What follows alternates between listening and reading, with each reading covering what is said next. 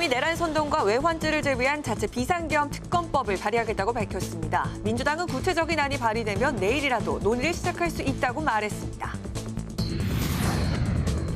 내란 혐의 진상규명을 위한 국회 국정조사특별위원회가 국방부 첫 기간보고를 시작으로 본격적인 조사에 들어갔습니다. 여야는 외환죄 성립 여부와 2차 계엄 의혹 등을 두고 공방을 이어갔습니다.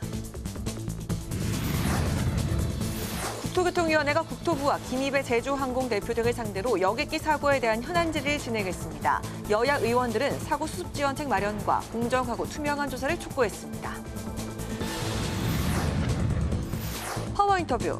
윤 대통령의 2차 체포영장이 임박했다는 관측이 나오는 가운데 언제 어떤 방식으로 재집행에 나서게 될지 신장식 조국혁신당 의원과 살펴보겠습니다.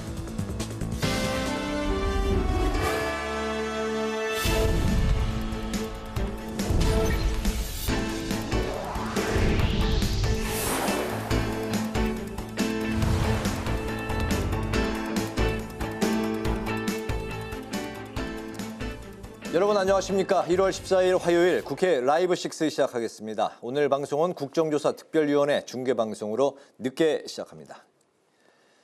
국회 내란 혐의 진상규명 국정조사특위가 오늘부터 본격적인 활동에 들어갔습니다. 여당 의원들은 야당이 발의한 내란특검법에 외환유치죄가 포함된 것을 비판했고 야당 의원들은 군이 2차 비상계엄을 대비했는지 집중적으로 추궁했습니다. 이 과정에서 비상계엄에 동원된 군 관계자들의 증언이 엇갈리기도 했습니다. 장정영 기자입니다. 국회 내란 혐의 진상규명 국정조사특위가 국방부 등 기관 보고를 시작으로 본격적인 국정조사에 착수했습니다. 하지만 야당 의원들은 보고 내용이 부실하다며 계엄에 동원된 군 조직들이 조직적으로 말 맞추기를 한 게 아닌지 우려했습니다. 또 적법하지 않은 비상계엄에 군이 동원됐다고 강하게 질타했습니다. 윤석열 대통령은 계엄이 경고성 계엄이다, 평화적 계엄이다 이렇게 지금 강변을 하고 있어요. 그런데 출동계엄군은 탄약을 이런 식으로 18만 발 이상을 출동을 대기시켰어요. 이거 뭐 서울을 제2의 강주로 만들려고 했던 거 아닙니까? 절대 그렇지 않습니다. 국회의 계엄 해제 이후 군 지휘부가 추가 비상계엄을 대비했는지도 추궁했는데 이 과정에서 군 관계자들의 진술이 엇갈렸습니다. 왜 그런데 계엄사령관은 50 수방사를 통해서 52사단, 56사단 추가 출동인은 파악하라고 02시경에 지시했습니까? 그런 지시한 거 없습니다. 12월 4일 날 계엄사령관이 52, 56사단 추가 증원요원 현재 파견 나간 인원 파악하라는 지시 받았죠? 출동 가용 인원을 파악하라는 지시를 받았습니다. 여당 의원들은 야당이 두 번째로 발의한 내란특검법에 외환유치죄를 포함시킨 것을 강하게 비판했습니다. 민주당에서 왜 갑자기 오물풍선에 대한 원점 타격 계획 수립해놓고 시행하지 않고 유사시 사용하려고 한 이 표적 계획에 대해서 이것이 왜 외환유치죄라고 하고 있는데 동의하십니까? 동의하지 않습니다. 제 직을 걸고 말씀드립니다. 외환이라는 용어를 쓴다는 것은 근본적으로 군을 저는 무시한다고 생각합니다. 여당은 기관 보고 과정에서 군 보안 사항이 노출될 것을 우려하는 한편 비상계엄 관련 제보를 핑계로 민주당과 친야 성향의 언론이 가짜뉴스를 확산시키고 있다고 주장했습니다. 해당 요원들이 청주, 대구, 사드 팀으로 나뉘어 가지고 C4 폭탄과 권총 탄창 등을 소지하고 있다. 이렇게 하면서 12월 24일 민주당의 공식 보도자료로 배포가 됐고요. 그 보도자료를 받아가지고 MBC에서 보도를 한 적이 있습니다. 나중에 확인해 보면 가짜 뉴스입니다. 한편 오늘 국조특위에 출석한 국방부와 군 관계자들은 국회 차원에서 제공됐던 출입 관련 의전이 비상계엄 사태 이후 사라져 일반 시민과 똑같이 몸수색을 받고 신분증을 제시한 뒤에야 국회로 출입할 수 있었습니다. 국조특위는 여당의 반발에도 오늘 윤석열 대통령을 청문회 증인으로 채택한 가운데 내일은 대통령실과 국무총리실, 행정부, 선관위 등으로부터 기관 보고를 이어갈 예정입니다. 국회 방송 장정현입니다. 국토교통위원회가 여객기 참사에 대한 현안 질의를 실시하고 사고 원인에 대한 철저한 규명과 재발 방지책 마련을 촉구했습니다. 유가족 협의회도 참석해서 공정하고 투명한 조사를 당부했습니다. 이소희 기자가 보도합니다. 희생자 추모와 애도의 말로 시작된 국토교통위 현안 질의. 회의에 참석한 유가족협의회는 유족들의 고통을 호소하며 공정하고 투명한 원인 조사를 당부했습니다. 우리 유가족은 아직도 왜 우리의 가족들이 그토록 비참한 죽음에 내몰렸는지를 이유를 알지 못합니다. 또 살아남은 유가족들은 앞으로 어떻게 살아가야 할지 그저 막막한 현실에 놓여 있기도 합니다. 특히 유가족에 대한 모욕을 자제해달라는 부탁에 여야 의원들은 악성 댓글에 대한 엄벌을 약속했습니다. 저희가 우리 오늘 국토위 차원에서 이 악성 댓글이나 이런 활동에 대해서는 엄중하게 경고하고 엄벌에 처할 것을 요구하는 그런 결의안을 채택할 것을. 여야는 국토부에 참사 원인의 철저한 규명과 함께 재발 방지 대책 마련을 촉구했습니다. 특히 대규모 인명 참사의 원인으로 지목되고 있는 콘크리트 둔덕에 대한 빠른 개선을 촉구했습니다. 이 부분은 빨리 교정해야 되는 것 아닌가 싶습니다. 언제쯤 가능한가 저희가 답변을 요청했더니 연내 개선하겠습니다 이렇게 했습니다. 근데 연내까지 갈 문제가 아니지 않습니까? 유사한 구조를 가지고 있는 곳이 여수뿐만 아니고 포항도 있고 또 한 7군데가 있습니다. 7군데가 있어서 그거는 즉시 이 개선 작업에 돌입을 해서 최대한 빠른 시간 내에 개선하도록 하겠습니다. 무안공항 주변에 조류 보호구역이 많아 조류 충돌 가능성이 높았다는 질타도 이어졌습니다. 공항의 중심으로부터 8km 이내에는 조류 보호구역이나 사냥 금지 구역을 설정해서는 안 된다라고 딱 명문으로 규정이 되어 있습니다. 그런데 지금 현재 무안공항 주변에 지금 이 8km 내에 보호구역이 몇 개나 있는 줄 아십니까? 9개나 있습니다. 9개나. 제주항공의 정비 인력이 국토부 권고 기준보다 훨씬 부족했던 게 아니냐는 지적도 제기됐지만 항공사 측은 국토부 고시를 따랐다고 반박했습니다. 국토부의 고시에 따르면 이런 사무직에 계신 분들은 정비 인력에서 제외해야 됨에도 불구하고 실제 제주항공에서 정비 인력은 307명입니다. 그러니까 12.7명이라고 발표를 하셨지만 실제 정비사는 7.5명인 거죠. 국토부 작년 고시에 따라서 시행되고 있는 부분은 운항 정비 인력을 얘기를 하게 되고요. 의원님 말씀하신 부분도 운항 정비 인력을 얘기합니다. 항공사마다 운항 정비 이외에 다른 인력이 중정비 인력이 따로 있고요. 여야는 국민과 유족이 납득할 수 있는 객관적인 조사를 거듭 당부했고 박상우 국토부 장관은 손은 잃었지만 외양간은 고치자는 각오로 임하고 있다고 답했습니다. 국회방송 이소희입니다. 국민의힘이 야당 주도 내란 특검법을 받아들일 수 없다며 자체 특검법을 발의하기로 했습니다. 더불어민주당은 여당이 특검법을 발의하면 내용을 살펴보고 내일이라도 당장 논의에 들어갈 것이라고 밝혔습니다. 이승지 기자가 전합니다. 국민의힘이 위헌적 요소를 제거한 자체적 비상계엄 특검법을 발의하겠다고 밝혔습니다. 권성동 국민의힘 원내대표는 기자간담회를 갖고 어제 법사위를 통과한 민주당의 내란 외환 특검법은 절대 수용할 수 없다고 말했습니다. 내란 외환 특검법은 위헌적인 조항, 독소 조항이 너무 많은 악법입니다. 이러한 무소불위의 특검법이 통과되는 것만은 반드시 막아야 합니다. 국민의힘이 예고한 자체 계엄 특검법에는 외환 유치죄 관련 내용을 수사 대상에서 모두 제외시켰습니다. 국민의힘은 내란 외환 특검법 추진을 즉각 중단하고 협의에 나서달라고 야당에 촉구했습니다. 만약 협의를 거부하고 특검법을 강행 처리한다면 최상목 권한대행에게 제2요구권 행사를 요청하겠다고 강조했습니다. 더불어민주당은 국민의힘이 제안한 자체 비상계엄 특검법에 대해 구체화된 법안을 발의한다면 충분히 논의가 가능하다고 밝혔습니다. 강유정 원내대변인은 기자들과 만나 현재로선 국민의힘이 문자화된 발의 내용이 아닌 일종의 아이디어 차원의 개념을 제시한 거라며 오늘 중으로 국민의힘이 공식적으로 특검 법안을 발의하면 내용을 살펴본 뒤 내일부터라도 논의를 시작할 수 있다고 말했습니다.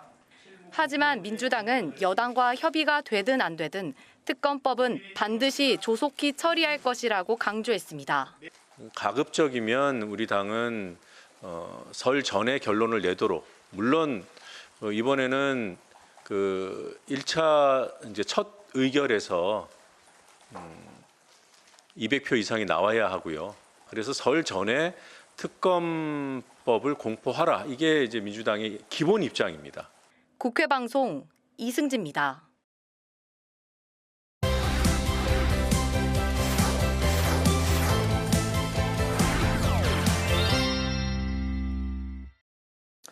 네, 오늘 이슈픽 서완한 개건 기자와 함께 당초 오늘 4분 만에 끝난 헌재 심리 얘기부터 해보겠습니다. 서 기자 어서 오십시오. 네, 안녕하십니까? 네, 오늘 헌재 심리 앞두고 윤 대통령 측에서 정계선 재판관에 대한 기피 신청을 했지만 헌재가 바로 이제 기각을 했는데요. 윤 대통령 측의 시간 끌기 전략 아니냐, 뭐 이런 얘기가 나오고 있네요. 네, 그렇습니다. 이 탄핵 심판 첫 변론 기일은 오늘 오후 2시부터 시작되는 것으로 예정돼 있었는데요. 그에 앞서서 오늘 오전 10시부터 이 헌재의 재판부가 전원 회의를 열고 윤 대통령 측이 제출했던 정계선 재판관에 대한 기피 신청 문제에 대한 논의를 갖는 시간을 가졌습니다. 네. 이 정계선 재판관의 남편이 공익인권법재단의 소속 변호사인데 여기에 대표인 이 김희수 변호사가 국회 대리인단에 포함돼 있기 때문이라는 겁니다. 당초 이미 윤 대통령 측에서는 정계선 재판관이 임명이 될 때부터 국회에서 탄핵안이 가결된 뒤에 국회가 임명한 재판관이 심리를 맡는 것은 적절하지 않다라면서 반발을 해왔었는데요. 특히 이번 기피 신청은 결론이 날 때까지 소송 절차를 일시 중단해야 되기 때문에 헌재 흔들기 또 시간 끌기라는 법조계의 분석이 나왔었습니다. 이를 인지한 듯 헌재도 오늘 중에 결론을 내리겠다라고 밝혔고 결국 정계선 재판관의 기피 신청을 인용하지 않고 기각 결정을 내렸습니다. 그렇군요. 헌재 본격 심리에 윤 대통령 측은 최대한 천천히 그리고 상세하게 살펴봐야 한다 이런 입장인 반면에 국회는 빠르게 진행하자 이렇게 팽팽히 맞서고 있는 상황이죠? 네, 그렇습니다. 국회 측은 이를 위해서 오늘 열린 1차 변론 기일을 앞두고요. 증인 규모를 15명에서 5명으로 크게 줄이는 이 증인 신청 명단을 제출했습니다.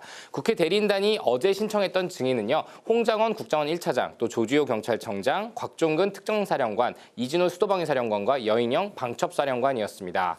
국회와 이 중앙선관위 등 이 헌법기관의 무력화 지시를 받았던 내란 사건의 이 핵심 피고인들인데요. 당초에는 이 김용현 전 국방부 장관이나 박안수 전 계엄사령관처럼 군과 경찰의 핵심 관계자 15명을 증인으로 준비를 했지만 윤 대통령 측에게 유리한 주장을 할 가능성이 있는 증인이나 상대적으로 중요하지 않은 증인들을 모두 배제한 겁니다. 이는 신속한 탄핵 재판을 진행하기 위함인데요. 특히 이 윤 대통령의 재판부 기피 신청까지 오늘 헌재가 기각을 하면서 4월 18일 전 선고 가능성이 더 높아졌다라는 전망이 나옵니다. 이 헌재의 의지가 드러났다는 것인데요. 일단 2월 4일까지 5차례의 이 변론 기일이 정해져 있는 상황이거든요. 이후에 현재 헌재가 윤 대통령 측의 요구를 일부 반영해서 2월 말까지 추가적으로 몇 차례의 변론 기일을 더 잡는 식으로 절차적인 정당성을 확보한 뒤 3월 중에 이 재판관의 평의와 평결을 거쳐서 선고가 이뤄질 것이라는 관측이 법조계에서 나오고 있습니다. 그렇군요. 4월 18일 전 선고 가능성이 높아졌다. 네, 이런 평이 나오고 있다. 4월 18일의 의미는 이제 두 재판관의 임기가 끝나는 그런 날인 거죠? 네, 그렇습니다. 문영배 재판관과 이미선 재판관의 임기가 끝나기 때문에 네. 헌재 구성이 8명에서 6명으로 줄어들게 됩니다. 때문에 그 전에 할 것이다라는 관측인 겁니다. 네, 윤 대통령에 대한 2차 신병 확보 시도 이야기로 이제 넘어가 보겠습니다. 공수처와 경찰이 15일, 바로 내일이죠. 내일은 이제 D-Day로 잡고 있다는 내용이 언론에 유출이 되면서 점점 이런 이야기들이 대통령 그 비서실장도 관련해서 오늘 아침에 이야기도 나오고 했는데 그런데 이걸 이행하는 게 쉽지는 않을 것이다 이런 관측도 나오고 있다고요. 네, 그렇습니다. 언론사에 가장 관심이 많은 부분인 것 같습니다. 이 당초 공수처와 경찰의 국수본은요. 15일 집행을 D-Day로 잡고 준비를 해왔거든요. 근데 이 사실이 언론을 통해 알려지면서 일단 전면 재검토에 들어갔다 이런 보도가 나왔습니다. 특히 유혈 충돌만은 피해야 된다라는 원칙을 공수처와 경찰이 모두 정한 상황인 상황에서 이 D-Day까지 유출이 되면서 경호처가 대비를 더 철저히 할 수밖에 없다라는 우려 때문입니다. 다만 이 수천 명에 달하는 경찰력을 동원하는 게 쉽지 않기 때문에 예상대로 내일 진행할 것이다라는 관측도 나오고 있는 그런 상황입니다. 현재 이 공수처와 경찰은요. 경호처의 저지로 체포영장 집행이 장기화될 가능성이 있다고 보고 1박 2일 혹은 2박 3일의 장기 계획도 대비 중이라고 합니다. 동시에 언론 입장과 또 공문 등을 통해서 경호처에 대해서 진입을 방해하면 체포하겠다 등 여러 방향으로 압박을 하고 있습니다. 하지만 거꾸로 윤 대통령 측도 영장 집행 인력의 개인정보를 모두 밝히고 들어와라 라고 밝히는 등 신경전을 하고 있는 그런 상황이거든요. 이런 가운데 국수본과 공수처 또 대통령 경호처가 윤 대통령의 2차 체포영장 집행을 협의하기 위해서 오늘 3자 회동을 가졌는데 입장차만 확인하는 자리에 그쳤습니다. 그리고 오늘 이 정진석 비서실장이 제3지역에서의 조사나 출장 조사에 응할 수 있다라는 입장을 내면서 적지 않은 변수가 될 가능성도 거론이 됩니다. 윤 대통령 변호인 측은 이 같은 정 실장의 대국민 호소문에 대해서 사전에 상의되거나 검토된 바가 없다라는 입장을 내놨지만 정 실장 측과의 입장에 대한 온도차를 내면서도 차후 체포영장 집행이 실패할 경우에는 이것이 대안이 될 가능성이 거론되고 있는 상황입니다. 네, 체포 시도에 대해서 이제 성공할 것이냐 실패할 것이냐 이제 여러 가지 의견이 분분한 상황인데 우리 그 서원환 기자는 어떻게 예상을 하시는지, 그리고 만약에 이제 체포가 성공한다면 구속영장 청구까지가 일반적인 이제 흐름의 연결인데 구속영장 발부 여부가 결국에 이제 최종적인 관건이 될 것 같네요. 네, 그렇습니다. 일단 윤 대통령 측에서는요, 체포영장 집행이 불법이라고 하면서도 구속영장을 청구해라, 그러면 이에 응하겠다라고 답한 부분은요, 네. 말씀하신 것처럼 체포를 하게 되면 곧 영장 청구로 연결될 것이다라는 것을 이미 인지하고 있기 때문일 겁니다. 이 현재 비상계엄 당시에 응했던 군 핵심 수뇌부들은 거의 대부분이 구속된 상태이고 남은 것은 윤 대통령뿐인 상황입니다. 때문에 법조계에서는 체포가 이뤄지면 48시간 안에 구속영장을 청구할 것이다. 그런 구분을 대비해서 이미 공수처가 구속영장 청구서도 거의 다 써놓았을 것이다. 이런 관측까지 나오고 있는 상황이거든요. 다만 경찰과 공수처는 체포를 성공할 것이냐, 또 구속영장을 청구한다면 발부받는 데 성공할 것이냐를 두고서 이 쉽지 않은 두 허들을 넘어야만 합니다.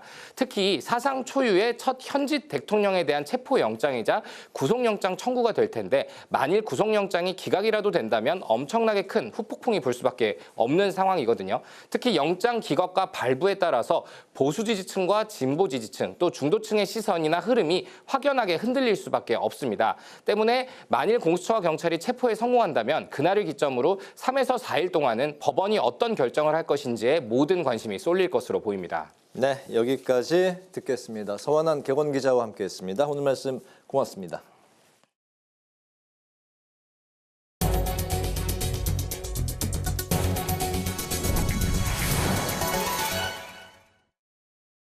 국회 세종의사당 건립위원회가 토론회를 열고 국민주권을 반영한 세종의사당 건립 방안에 대해 논의했습니다. 우 의장은 세종의사당이 민주주의의 정체성과 국민주권의 가치를 담는 건축물이 돼야 한다며 임기가 종료되는 2026년 5월까지 세종의사당 청사진을 제시하겠다고 밝혔습니다. 오다인 기자입니다. 우원식 국회의장은 토론회에 참석해 11.8%에 해당하는 수도권에 인구 절반 이상이 모여 있다며 대한민국의 균형 발전을 위한 첫 번째 과제가 세종의사당 건립이라고 밝혔습니다. 우 의장은 특히 이 세종의사당이 국민주권의 가치를 담아야 한다고 강조했습니다. 국민주권에 대한 심대한 도전 상황에서 국민이 국회를 지키고 또 국회가 국민을 지킨 것입니다. 세종에 새로 지어질 새 의사당은 이러한 민주주의의 정체성, 역사성, 그리고 변함없이 추구해야 될 국민주권의 가치를 담는 건축물이 되어야 한다고 생각합니다. 우 의장은 탄소 중립을 실천하는 것이야말로 지속 가능한 미래를 위해 필수적이라며 에너지 자립이 가능한 세종의사당을 통해 기후위기 극복의 의지도 담아야 한다고 말했습니다.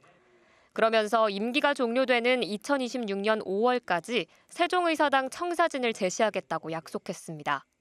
제가 임기가 다하는 2026년 5월 말까지는 세종의사당의 청사진을 분명하게 국민에게 제시하겠다 이런 목표를 정했는데 틀어지지 않도록 차근차근 내실 있게 잘 준비해 나가겠습니다. 최민호 세종시장은 진정한 지방시대를 열기 위해 행정수도 개헌을 통한 국회의사당의 완전 이전을 주장했습니다. 진정한 지방시대가 바로 저희 세종시에서 시작되면서 정치, 행정, 입법의 삼위일체가 열려진다는 대의를 우리는 실현해야 한다고 생각합니다. 김종민, 강준형 세종특별자치시 의원들은 한 목소리로 대통령 집무실을 비롯한 국가 주요 기관 이전도 논의해야 한다고 강조했습니다. 전문가들은 세종의사당 건립이 정치적 양극화를 해소하고 계층 간 불균형을 해소할 수 있을 것이라고 기대했습니다. 하지만 비용 부담과 함께 특정 지역이 혜택을 받는다는 갈등이 발생할 수 있는 만큼 균형적인 지역 발전 예산 확대 등 정책과 함께 헌법 개정 등의 법안 마련도 뒷받침되어야 한다고 주장했습니다. 국회 방송 오다인입니다. 국회 농림축산식품해양수산위원회가 필수 농자재 지원 법률안에 대한 공청회를 열고 실태를 점검했습니다. 문금주 민주당 의원은 정부 예산안에 무기질 비료 지원 예산이나 농사용 전기료 차액 보전 예산이 포함되지 않았다며 예산 확보를 위해 필수 농자재법을 제정해야 한다고 주장했습니다.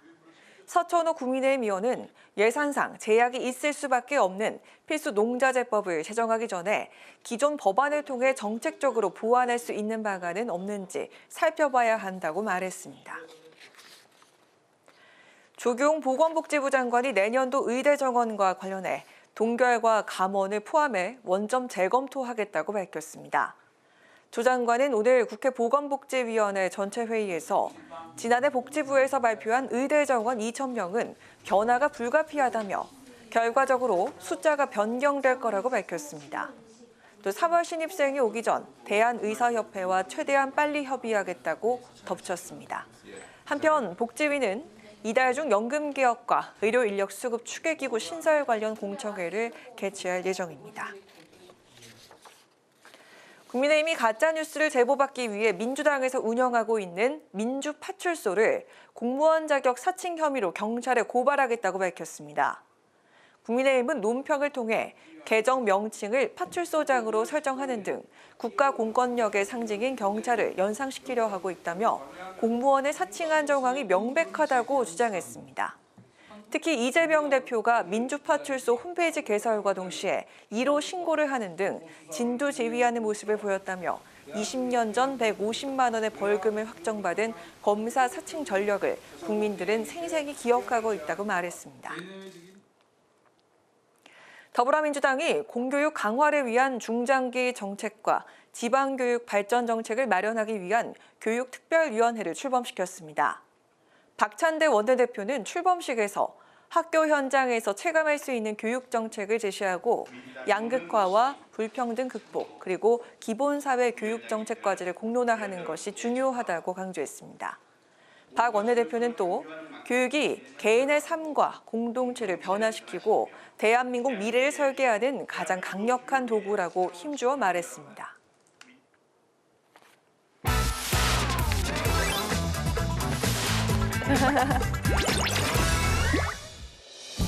1월 14일 강아랑이 전해주는 정치권의 뜨거운 말말말, 강아랑의 정치랑입니다. 오늘 첫 번째 주제는 재집행 임박입니다. 이르면 내일 윤석열 대통령 체포영장 재집행을 시도할 거란 전망이 나오는 가운데 정치권의 날선 신경전이 더해지고 있습니다. 국민의힘은 불구속 수사 필요성을 강조하면서 체포영장 집행 중단을 촉구했고, 민주당은 신속한 체포가 이뤄져야 한다고 압박했습니다.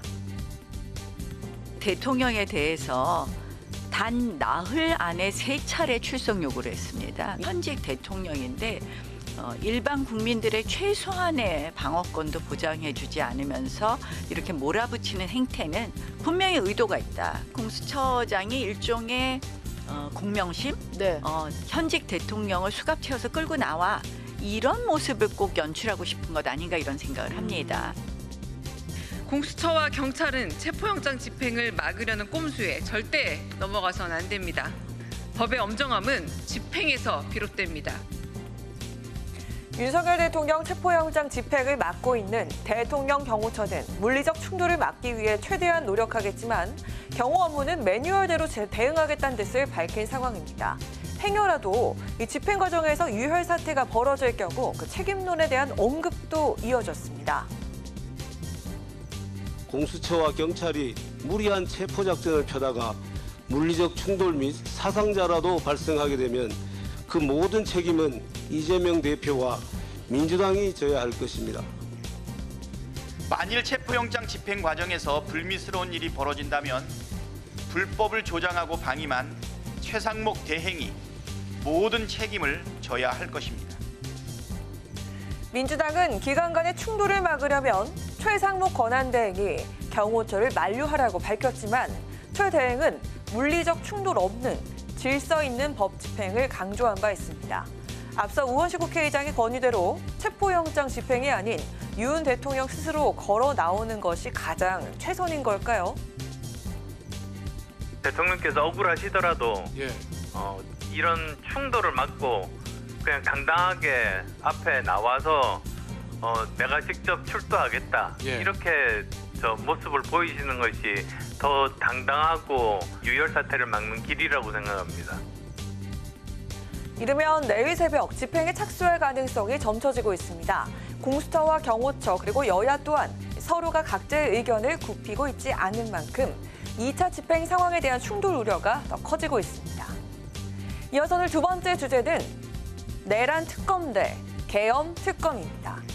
국민의힘이 야당 주도의 내란 혐의 특검법과 별개로 위헌 요소를 제거한 자체적인 비상계엄 특검법을 발의하기로 했습니다. 오늘 여당이 내놓은 특검안을 보면 수사 대상에 대한 일부 조정이 포함됐는데요.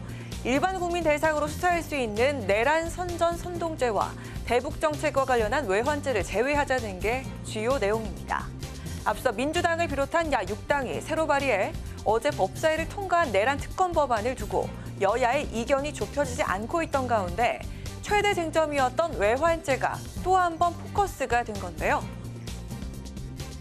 국민의힘이 주장해왔던 것은 여당을 배제한 야당만의 특검이다라는 것이었고 이것이 해소되자 추가 조건을 내건 것이 외환죄를 빼야 한다 그랬는데 대한민국에 대한 기본적인 충성심이 있는지 묻고 싶습니다. 내란 특검이 아니라 종북 특검, 이적 특검, 안보 해체 특검이라고 불려야 마땅합니다. 특검으로 외환죄를 수사해야 한다면 그 대상은 문재인 정부와 민주당이 되어야 합니다. 오늘부터 국회에서 열리고 있는 내란 국조 특위에서도 외환죄에 대한 공방이 이어졌습니다. 합참 의장은 군을 무시하는 행위라면서 외환죄 수사에 대해서 사실상 반대 입장을 밝혔습니다. 내란 특검 2차 발의안 안에 보면은 해외 분쟁 지역의 파병, 대북 확성기 가동, 대북 전단 살포, 무인기 평양 침투, 북한의 오물본산 타격, NLL 북한 공격 유도 등이 외환 유치죄에 해당한다라고 이렇게 포함시켰는데 유사시 사용하려고 한 이 표적 계획에 대해서 이것이 왜 외환 유치죄라고 하고 있는데 동의하십니까? 동의하지 않습니다. 외환이라는 용어를 쓴다는 것은 근본적으로 군을 저는 무시한다고 생각합니다. 군은 기본적으로 북풍이라든가 외환 유치라는 얘기를 하는데 그렇게 준비하거나 계획하거나 그런 정황을 가지고 있는 것은 절대 없다고 이 자리에서 말씀드립니다. 제 직을 걸고 말씀드립니다. 국민의힘은 만약 민주당이 내란 특검법을 강행 처리한다면 최상목 대행에게 거부권을 요구하겠다는 입장입니다.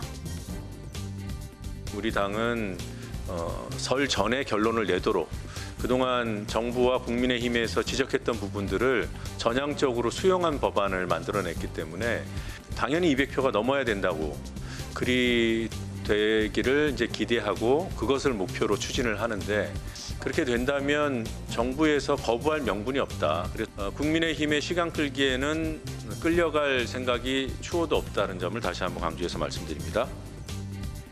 민주당이 오는 16일 본회의 상정을 목표로 특검법 처리를 서두르고 있었고 외환죄 혐의에 대한 입장 또한 강경한 만큼 특검 합의가 여당의 뜻대로 이뤄질진 미지수입니다. 지금까지 강하랑의 정치랑이었습니다.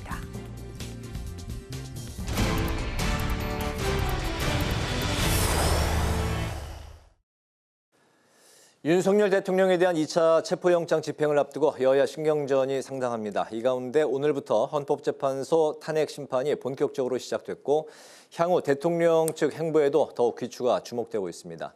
김동원 국민의힘 대변인과 전화로 연결해서 2차 체포영장 집행을 앞둔 여당 상황을 들어보겠습니다. 대변인님 안녕하십니까? 안녕하세요. 예, 안녕하십니까? 네, 공수처가 이르면 내일쯤에 체포영장 2차 집행에 나설 것으로 전망되고 있는데요. 그렇기 때문에 오늘 오전 경찰, 공수처, 경호처가 3자 협의에 나섰지만 별다른 성과는 없었습니다. 경찰은 국회의원 신분이라고 하더라도 집행을 이제 방해하면 체포할 수 있다 입장 밝히기도 했는데요. 당내 분위기 좀 전해주실까요? 예. 말씀하신 대로 내일 오전, 구체적으로 내일 5시, 새벽 5시에 체포영장이 집행될 가능성이 매우 높다, 이렇게 알려지고 있습니다. 네. 지금 저희 국민의힘 내부도 상당한 그 긴장의 흐름이 눈에 띄고 있습니다. 이 경찰과 또 경호처의 물리적 충돌이 영장이 집행될 경우에는 불가피해 보이지 않습니까? 그렇지만 어떠한 경우에도 유혈 사태가 벌어지는 것은 막아야 한다, 이렇게 우리 국민의힘 내부에서는 그것을 강조를 하고 있는데요. 집결 여부는 국회의원 그리고 당협위원장, 관저합 집결은 본인의 판단에 따라서 이 결정되게 됩니다. 당내에서 어떤 그 지도부들이 가라 또는 가지 말라 하는 그런 지시, 이거는 별도로 하지 않고 있습니다. 내일 체포영장이 집행이 될 경우에는 지금까지 약 2주 정도 한남동 집회가 열리고 있는데요. 의원들도 그렇고 또 원외 당협위원장들도 평소보다 더 많은 수가 집결은 할 것으로 그렇게 예상이 되고 있습니다. 예, 그 이유는 뭐 잘 아시는 대로 공수처가 수사 권한이 없다 하는 얘기는 이미 많은 언론 매체를 통해서 우리 국민들께서 이해를 하실 텐데요.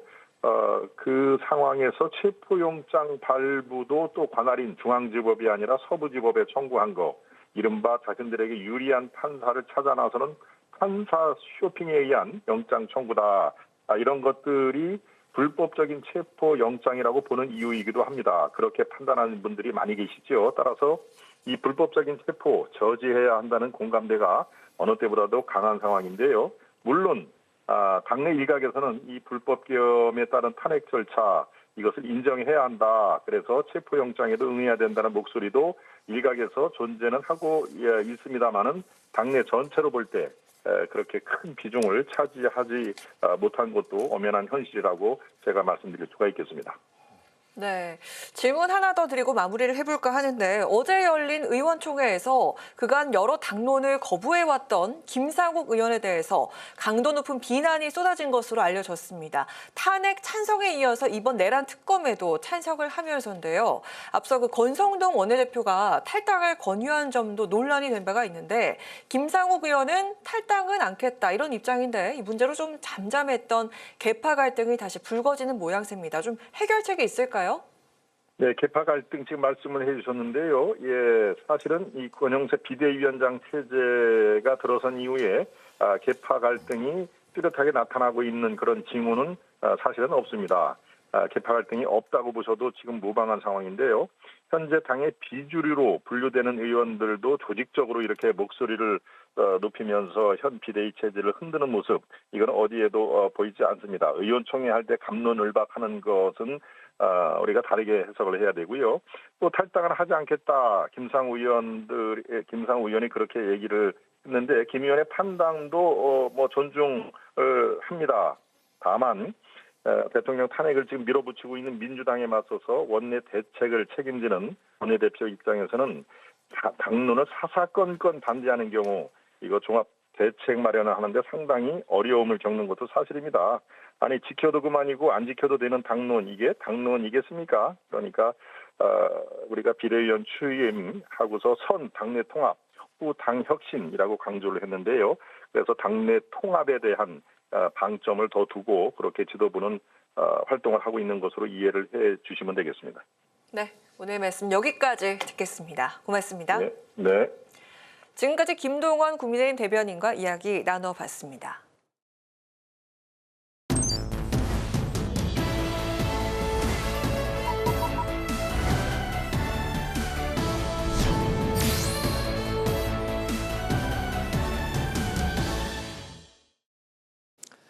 네, 변호사 출신으로 라디오 시사 프로그램 진행을 하셨고 이번 22대 국회에서 조국혁신당 비례대표로 당선이 됐습니다.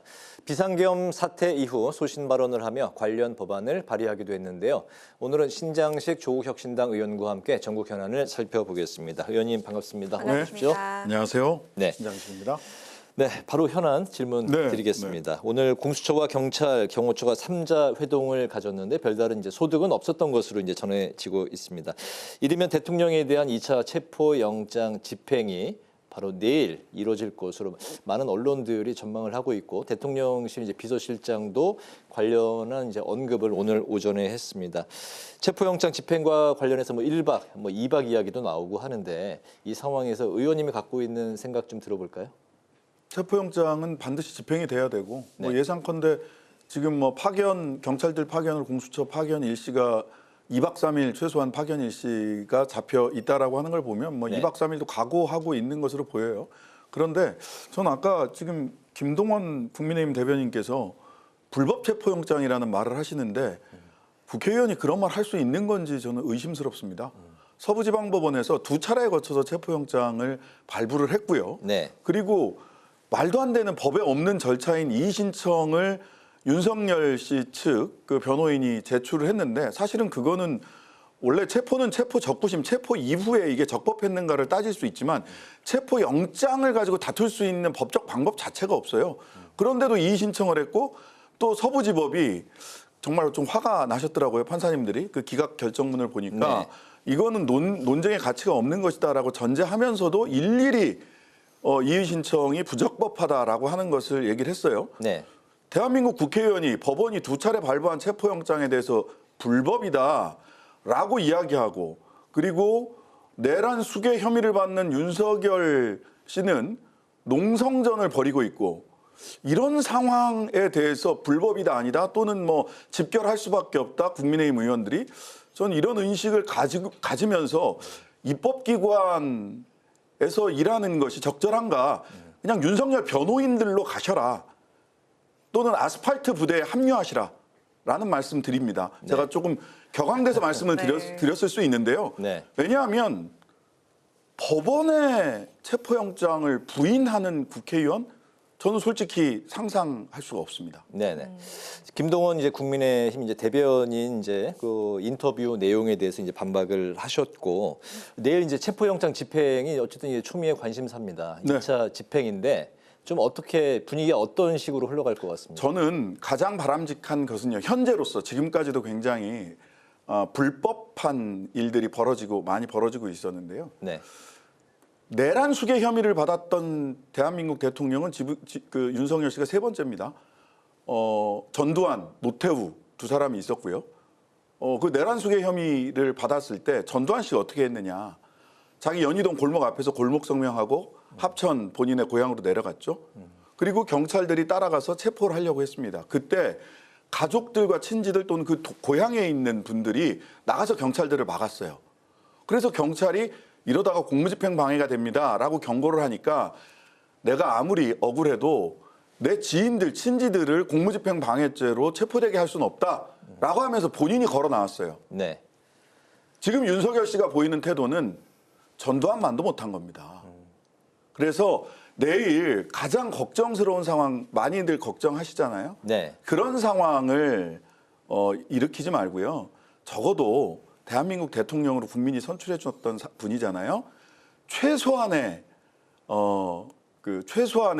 도리, 국민에 대한 도리를 생각한다면 본인이 스스로 걸어 나오는 것이 가장 좋다라고 생각을 하고요. 그렇지 않을 경우에는 경찰과 공수처가 불상사가 일어나지 않도록 아주 치밀한 작전으로 공권력을 방해하는 공무집행을 방해하는 사람들을 그 자리에서 바로 분리해야 된다고 생각을 합니다. 지금 야권에서는 경호처를 해체해야 한다라는 목소리가 커지고 있는 상황인데 이와 관련해서 의원님께서는 대통령 등의 경호에 관한 법률 개정안 이걸 발의하셨습니다. 구체적으로 어떤 내용입니까? 지금 대통령 경호처가 말하자면 차지철 경호처처럼 돼버렸어요. 개인적인 인적관계, 경호처 공무원들이 소위 영부인의 생일잔치에 동원되고 요즘 그 SNS나 이런 데서 김성훈 경호처 차장이 뭐라고 불리냐면 풍선남이라고 불립니다. 풍선남. 차 뒤에 김건희 씨 생일 때 차 트렁크 뒤에 마히바흐를 빌려서 차 트렁크를 열면 풍선이 올라가게 하는 이벤트를 했다라는 거예요. 풍선남이라고 불리고 있습니다. 즉 대통령과의 개인적 친밀함이나 개인적 충성도 때문에 공무원으로서의 직무를 제대로 하고 있지 못한다는 거죠. 그래서 대통령 경호처를 대통령실 소속이 아니라 경찰로 이관하는 게 좋겠다라고 하는 취지고요. 네. 이와 관련해서는 국회 도서관에서 나온 자료들을 제가 쭉 정리를 해서 네. 봤어요. 이걸 반영을 한 건데요. 네. 영국, 독일, 일본 모두 경찰청 소속이고요. 대통령만을 경호하는 게 아니라 국회의장 등 주요 요인, 주요 그 인사들 그리고 해외에서 국가 정상들이 오면 그 해외 정상들을 모두 다 하고 있고요. 경호하고 있고요. 미국은 국토안보부 산하의 미국 비밀경호국이라는 곳에서 대통령을 비롯해서 주요 인사들을 경호하고 있습니다. 이렇게 대통령과 개인적인 충성, 개인적인 사적인 관계로 공무원의 공무를 훼손하게 되는 이런 일들을 방지하기 위해서 경찰 산하로 경호 업무를 이관하는 것이 좋겠다라는 취지입니다. 네, 대통령 경호를 경찰청에서 맡도록 하는 게 이제 주요 내용이다. 네. 야당이 추진하는 내란 혐의 특검법이 법사위를 통과했습니다. 야당은 추천 방식을 제3자 대법원장에게 넘기면서 양보했다는 입장인데 반면에 여당은 수사 대상에 외환 혐의가 추가됐다 뭐 하면서 이제 이걸 빼야 된다 이 부분을 그러면서 이제 반발하고 있는 상황입니다. 국가 안보 위협이 우려된다는 그런 입장인데 어떤 생각을 갖고 계십니까? 대한민국 국가 안보의 위협이 누구로부터 기인했는가를 한번 국민의힘 의원님들께서는 생각해 보셨으면 좋겠고요. 예. 그다음에 외환 혐의가 추가됐다. 그래서 제한을 뒀단 말이죠. 이번 계엄 관련된 외환 혐의와 외환 혐의에 한정한다라는 얘기를 했어요. 그런데 국민의힘 의총에서 나온 얘기를 보면 특검 무용론이 그냥 나와요. 이제는 특검으로 수사하면 안 된다라는 얘기까지 나온단 말이죠. 즉 외환 혐의 그래 좋다. 저는 이렇게 생각합니다. 자 이번에 특검을 합의로 처리할 수 있다면 이 부분을 저는 협의의 대상으로 둘 수 있다라고 생각을 합니다. 만약 뺐다. 어차피 근데 외환 혐의는 검찰이나 경찰에서 또 수사할 거거든요. 할 수밖에 없어요. 빼면 그렇다면 국민의힘에서는 그러면 합의할 수 있는지 묻고 싶어요. 왜냐하면 매일매일 다른 안을 낼 때마다 다른 핑계를 계속 대시거든요.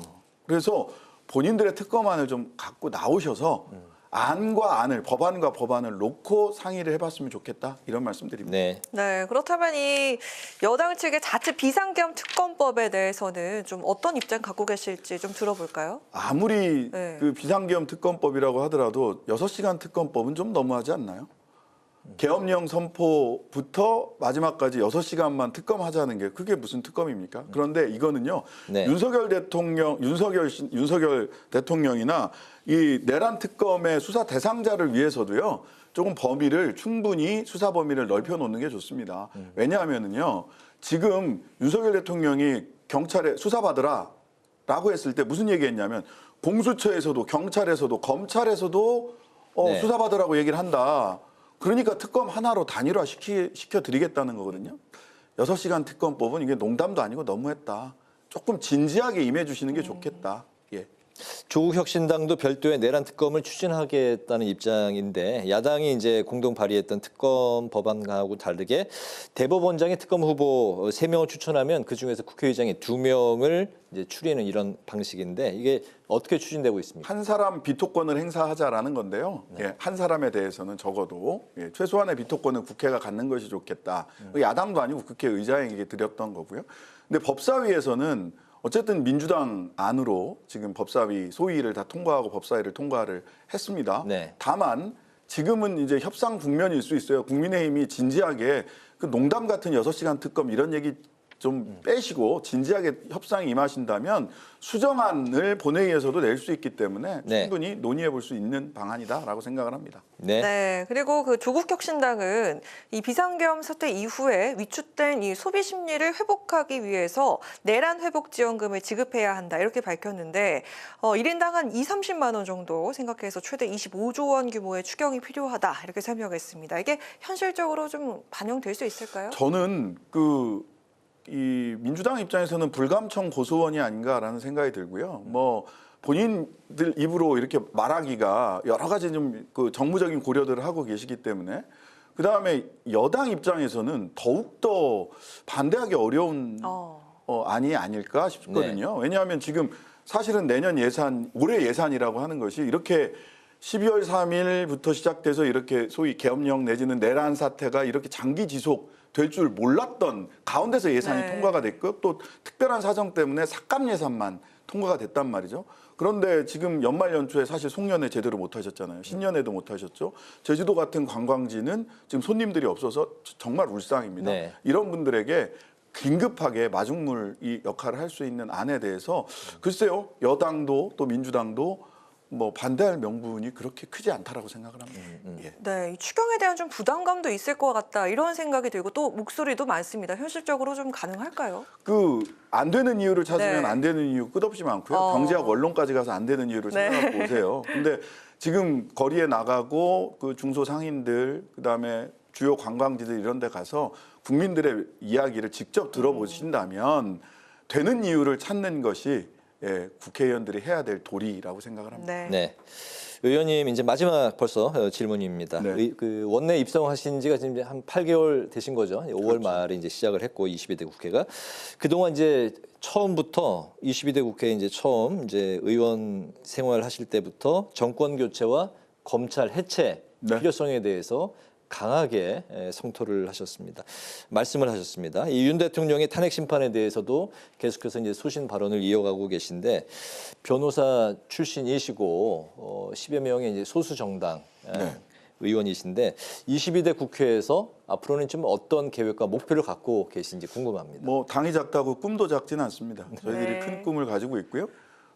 가장 국민들이 지금 바라고 있는 바는 이 그 내란 사태가 조기에 종식되는 겁니다. 이미 조기 종식이 틀렸는데 어쨌든 간에 빠르게 정리가 되어야 국민들이 내란성 불면증, 내란성 소화불량, 내란성 요통, 내란성 탈모, 뭐 내란성 집중력 저하증에 다 시달리고 있어요. 그래서 이 내란성 각종 질병들을 치료하기 위해서는 빠르게 체포되고 그리고 탄핵 심판이 빠르게 종결되는 것이 저는 첫 번째 현재 처하고 있는 과제라고 생각되고 관련해서 이제 법조인이시니까 그렇다면 의원님이 현재 그 예상하시는 앞으로 이제 탄핵 그리고 대선 만약에 조기 대선이 열린다면 이런 좀 그 스케줄 일정 같은 게 제가 보기에는 지금 있습니까? 오늘 첫 기일이 열렸잖아요. 첫 기일 4분 만에 끝났습니다. 그리고 탄핵 그 헌법재판소에서는 첫 기일에 윤석열 피청구인 윤석열이 참석하지 않을 거라고 미리 예상을 하고 이틀 뒤에 바로 두 번째 기일을 잡았고 두 번째 기일부터는 불출석한 가운데서 계속 진행을 하겠다라고 선언을 하셨어요. 이미.